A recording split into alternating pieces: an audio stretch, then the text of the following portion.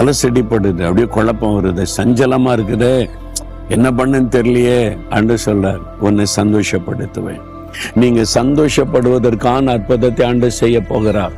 உங்க துக்கத்தை மாற்றி, காயங்களை அவர் நீக்கி, உங்களுடைய சஞ்சலத்தை மாற்றி உங்களை சந்தோஷப்படுத்துவேன்னு சொல்றார். அதுக்கு தான் அவர் சிலுவையில ஆணியடிக்க தன்னை ஒப்பு கொடுத்தார்.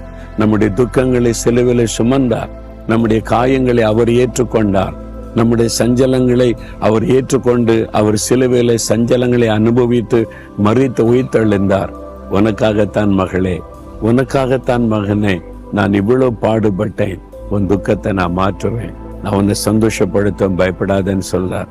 அப்படின்னு ஆண்டவரே, என் உள்ளத்துல இருக்க துக்கத்தை நீக்குங்க, தேற்றுங்க, சஞ்சலத்தை மாற்றுங்க, என்னை சந்தோஷப்படுத்துங்க. நீ ஒரு நிமிடம் ஜெபம் பண்ணுங்க, இதயத்துல கை வைங்க. தகப்பனே, இந்த மகளை பாருங்க, இந்த மகனை பாருங்கப்பா, துக்கத்தோடு இருக்கிறாங்கப்பா, காயப்பட்டு இருக்கிறாங்கப்பா, சஞ்சலத்துக்குள்ள இருக்கிறாங்கப்பா, இதையெல்லாம் மாற்றி சந்தோஷப்படுத்துவேன்னு சொன்னீங்களே, இயேசுவின் நாமத்தில் அதெல்லாம் நீங்கட்டும், துக்கம் நீங்கட்டும், சஞ்சலம் நீங்கட்டும், ஒரு சந்தோஷம் உள்ளத்திலே வரட்டும், இயேசுவின் நாமத்தில் மாற்றம் வரட்டும். ஆமேன், ஆமேன்.